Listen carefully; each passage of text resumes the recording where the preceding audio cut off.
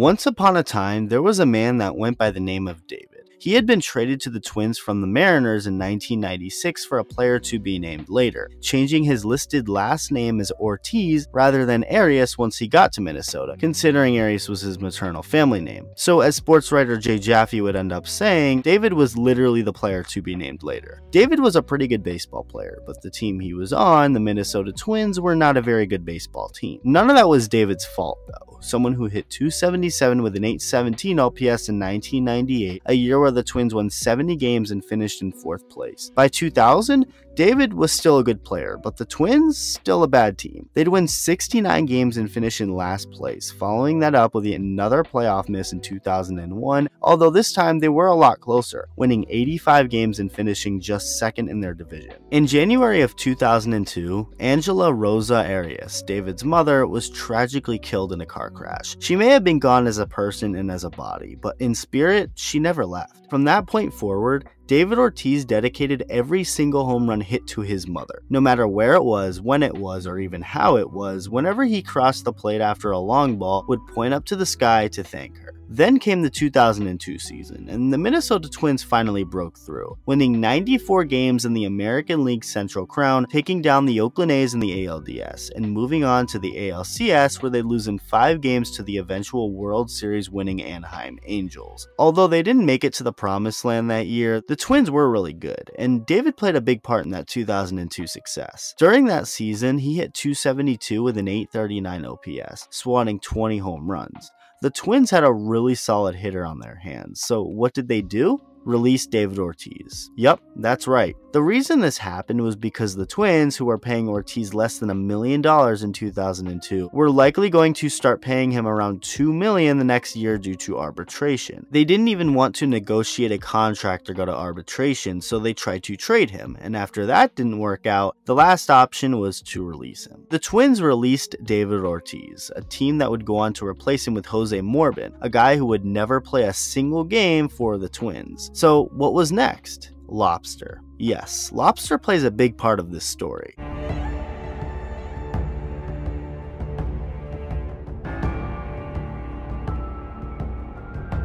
Boston Red Sox pitcher and fellow Dominican Pedro Martinez was out with his friends in Santo Domingo, and Pedro wanted to eat some lobster. I can totally relate to that, by the way, so I guess that means me and Pedro Martinez are practically the same person. One of his friends wanted steak, another wanted mango, which is a traditional Dominican dish, but according to Pedro, he swears it was God whispering him to get lobster. Pedro's lust for lobster led him to a restaurant that none other than the newly released David Ortiz happened to be at as well. Pedro immediately recalled the home run that Ortiz hit off of him earlier that year in Minnesota and started to call everyone he possibly could to get to talk to one of the Red Sox top front office guys, finally getting a hold of Jack McCormick, the traveling secretary, asking if he could get in touch with Theo Epstein or Larry Lucchino. Pedro explained Ortiz's situation, emphasizing that the Red Sox need to sign him. McCormick then brought up the fact that they already had Brian Dahlbeck at first base, to which Pedro replied, "Look, I'm telling you, this guy is going to be special. Get Theo on the phone." Sure enough, the very next month, the Red Sox signed Ortiz to a 1-year non-guaranteed deal where he would make over $1 million if he made the team. But that wasn't necessarily going to be easy. There were a lot of guys in the running for starting first baseman, like Jeremy Giambi, Bill Miller, Shea Hillenbrand, and Kevin Millar. All of those guys ended up making the team, so naturally, Ortiz didn't get the playing time he was hoping, and hit just .212 with a .658 OPS in April. He had a much better May, hitting .333 with a .942 OPS for the month, but still wasn't really getting playing time, going on to express his disappointment to the media, especially since Giambi was hitting .125 since May 1st. Pedro saw this and pulled Ortiz aside, telling him that he would talk to manager Grady Little about putting David in the lineup every day he pitched, and on May 29th, Shea Hillenbrand was traded to the Arizona Diamondbacks, with Giambi later getting benched. This was finally the opportunity to play every day, and Ortiz made it count. By the end of the year, he had a .288 batting average with a .961 OPS, hitting 31 home runs, including 21 in his last 63 games, and finished 5th in the MVP voting. But they weren't done, getting the wildcard spot and moving on to face Oakland. Ortiz started off that series slow, but woke up in a big moment in Game 4, hitting a late 2-run double off of A's closer Keith Foulke to give the Red Sox the lead, winning the game in a series they'd later win in Oakland. He'd hit 2 home runs and drive in 6 during the ALCS against the Yankees, including one in Game 7 before the Yankees came storming back to end the Red Sox season on the Aaron Boone extra inning walk-off pennant-clinching homer. After agreeing to $4.6 million in arbitration for 2004 and then later signing a 2-year contract extension in May of that same year, 2004 was the year David Ortiz became a legend. Many today now know David Ortiz as Big Papi, but the first person to ever really call him that was the late Jerry Remy, former Red Sox player who became a broadcaster in the late 80s for the team. When Remy sat in the clubhouse, he would always hear guys calling Ortiz Papi. Ortiz was also noticeably a very large man, so one day, Remy went up to him and asked him if it was okay if he called him Big Papi. Ortiz responded by saying that not only was he okay with it, but he kind of liked it. And from that point forward, David Ortiz was referred to as Big Papi, a name that stuck with him today and will forever. Throughout the 2004 regular season, Ortiz hit .301 with a .983 OPS, with the Red Sox going on to beat the Anaheim Angels in the first round of the ALDS, capped off by a walk-off homer in Game 3 to send Boston back to the ALCS for the second year in a row and take on the New York Yankees for the second consecutive year as well. The Yankees sailed into the postseason with their 7th straight division title, beating the Minnesota Twins in the division series, and were heavy favorites against Boston, because how could they not be? The Red Sox had never beaten the Yankees in a postseason series in baseball history up until that point, and it certainly looked like that would continue when the Yankees jumped out to an early 8-0 lead in Game 1. Ortiz and the Red Sox actually made things interesting, going as far as to make it an 8-7 game at one point, but after the Yankees got 2 more, the Red Sox had nothing left and lost 10-7. Game 2 featured Pedro on the mound, so surely he could lead the Sox to a series-tying win, right? Nope. Although he did strike out 7, he'd walk 4 and give up 3 runs on 4 hits, one of them a home run, while the Red Sox came up with just 1, falling behind 2 games to nothing. That sure sucks, but at least they were heading back home to Fenway. Game 3 had a pretty wild start, as the Yankees jumped out to get another early lead, but the Red Sox punched back, scoring 4 in the bottom of the second. The Red Sox finally had a lead in the series, and Fenway was full of energy. Until a few minutes later when the Yankees retook the lead. The Red Sox tied it up again that same inning, followed by the Yankees scoring 5 runs in the top of the 4th, and they never looked back, scoring an onslaught of runs and winning the game 19-8, taking a commanding 3-0 series lead. New October, same story. The Boston Red Sox had yet another good team that would inevitably fail in the end, and the curse of the Bambino was as real as ever. But this 2004 Red Sox team was like any other that came before it, and part of that is because of the fact that no other Red Sox team in history had David Ortiz, aka Big Papi, who wasn't only a great hitter, but someone who would become one of the most clutch hitters in history. After a hard-fought 9.5 innings, the Red Sox were down to their final 3 outs, down by 1. The Kevin Millar walk, the Dave Roberts steal, Bill Miller's base hit up the middle to tie the game all off of Mariano Rivera, and on to extras we'd go. The 12th inning arrived, so did one in the morning, and David Ortiz would launch one into the bullpen in right field to end the game, having Joe Buck deliver the famous "we'll see you later tonight" call. And this is where it happened. The transformation was over.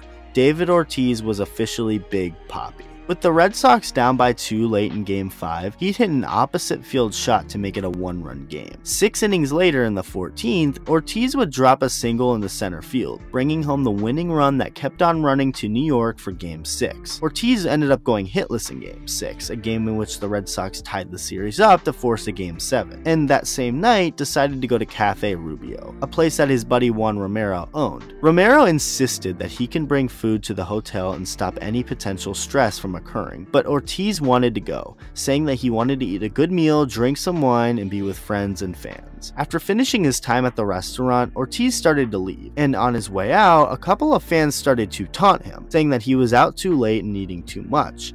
How could he beat the Yankees? Romero told Ortiz that he should leave, and he did, but not before saying something to those fans. And this is what he said, quote, "I am who I am. I respect all fans' opinions, and I am going to dedicate a home run to you and to Cafe Rubio in my first at-bat tomorrow." End quote. In the top of the first inning, Johnny Damon would get thrown out at home on a base hit to left after hesitating between second and third. Yankee Stadium went crazy. It was loud, and up came David Ortiz with 2 outs and Manny Ramirez on first. Sure enough, in his first at-bat, jumped on the first pitch and hit it over the right field wall for a 2-run home run. He had called his shot just hours before. The Red Sox went on to crush the Yankees, winning the game 10-3 with Ortiz getting the ALCS MVP honors. The Red Sox would also win the World Series for the first time in 86 years, sweeping the Cardinals while Ortiz hit .308 with a home run and 4 RBIs. 2005, 2006, and 2007 were all years where Ortiz hit to an OPS over 1,000, leading the Red Sox to yet another World Series win in 07. 2008 was a solid year, but after a 2009 season which featured a down year by Ortiz's standards, some questioned his future in Boston, while also questioning his ethics. On July 30th of 2009, the New York Times came out with a report that name-dropped David Ortiz as one of the many players who tested positive for steroids in 2003, according to lawyers with knowledge of the results. Ortiz right away said he was innocent because it was the supplements and vitamins he was buying over the counter, saying that he believed the test came up positive because of these supplements that likely boosted his testosterone, not steroids. 1 month later, after Ortiz said this, Major League Baseball then came out with a report on the matter, with part of the statement saying this, quote, "In 2003, legally available nutritional supplements could trigger an initial positive test under our program." End quote. It was an incredibly flawed test, and nothing about what Ortiz said about it, and still does to this day, makes him seem suspicious at all. He'd also been tested a crazy amount of times each year since 2004 up until his final season, with the league even going to his home in the Dominican Republic to test him during the winter without any prior warning or notice, and he never tested positive once. Ortiz started off 2010 really poorly, hitting .143 with a .524 OPS in April, but that was the last we'd see of that, because he'd end up hitting so well in May and June. He became an all-star, won the home run derby, and finished the year with an .899 OPS. 2011 went great for the Red Sox.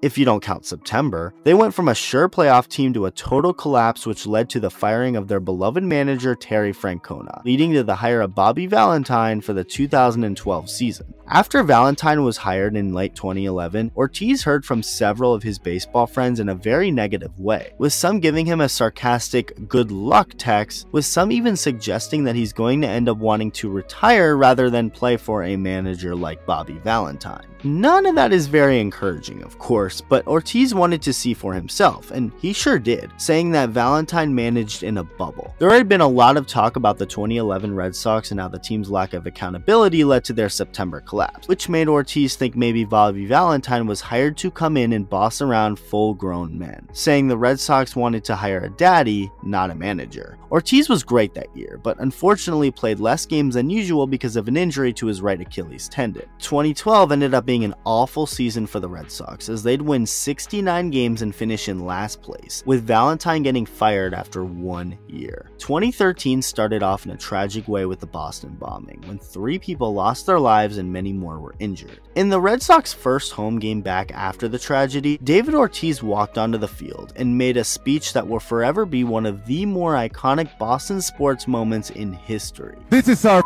city, and nobody gonna dictate our freedom. Stay strong. Thank you."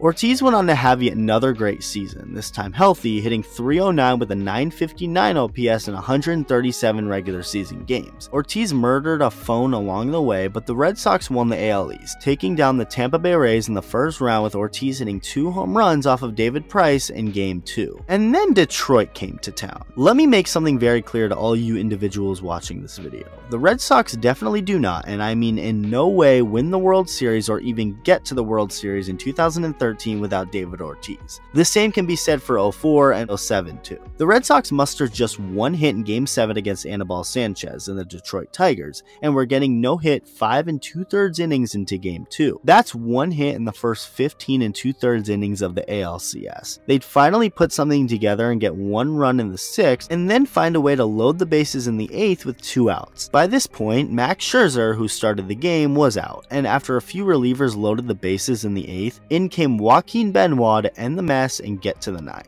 David Ortiz walked up to the plate, and like a fairy tale, hit the first pitch he saw and lined it into the Red Sox bullpen, tying the game up in one of the more memorable home runs in postseason history. The Red Sox walked it off and went on to win the pennant, moving on to the World Series, one which was historically good for Big Papi.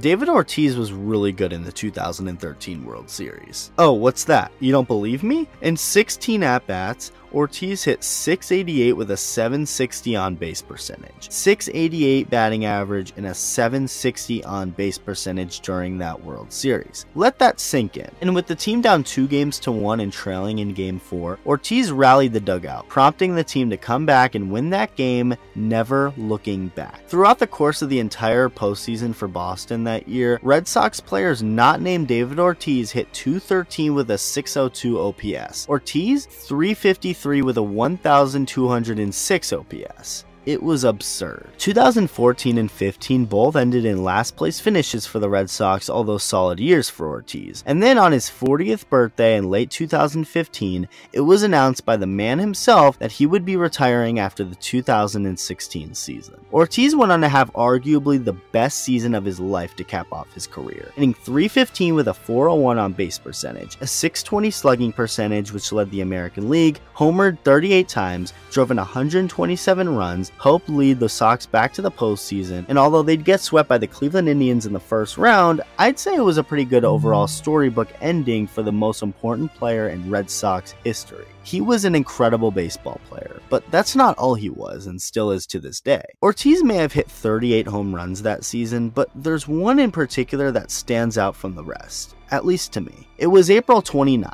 2016, and Ortiz would connect for a 2-run home run off Dellin Betances in the 8th inning, helping the Red Sox win the game. But none of that is why it was such a big home run. Not the fact that it was late in the game, and not even because it was the Yankees. Maverick Shooti is a young Red Sox fan from Wyoming who was born with a serious heart defect, and up until April of 2016, when he was just 5 years old, had more than 30 surgeries since birth, with many more likely on the way. Maverick and his family had become friendly with Kevin Millar, someone who has long supported the Children's Miracle Network hospitals, and Maverick's favorite player? Big Papi. Ortiz later found out about Maverick, and before a game against the Yankees on April 29th, filmed a video with Kevin Millar saying, "You take care, buddy, and I'm gonna hit a home run for you tonight. Remember that." And sure enough, he hit a home run for little Maverick that same night, knocking it over the monster for a clutch eventual game-winning home run off of a pitcher he was hitless against going into the at-bat, with Maverick sending a video back at Papi after the game, telling him that he never lets him down. He then was able to meet his hero a couple of times. Later that year at Fenway, You're not going in. No way. Buddy, man. and then at a gala the next year. When David Ortiz was young and growing up in the Dominican Republic, he saw things that nobody should ever see, like when his mother told him to go out and get some groceries, and on his way there saw a man get murdered. Go years into the future, and unfortunately Ortiz ended up being a victim of that same kind of violence in the Dominican Republic, when he was shot while eating at a restaurant there in 2019, thankfully surviving. While Ortiz was recovering, Maverick went on Kevin Millar's show Intentional Talk, giving Ortiz a get well soon message of his own. Right when I heard I got your back down and I started making prayers. I love you so much, and that you need to stay strong. Returning the favor for something Ortiz did for him a few years prior. That is who David Ortiz is. He's Big Papi, a larger-than-life person who means so much to so many people around the world. David Ortiz started out as a young Dominican kid who got a chance in the majors, and even though he showed talent, was given up on. Nobody really knew who he was. Now, as far as the entire baseball world goes, everybody knows who he is. David Ortiz is, and forever will be, a Red Sox and baseball icon.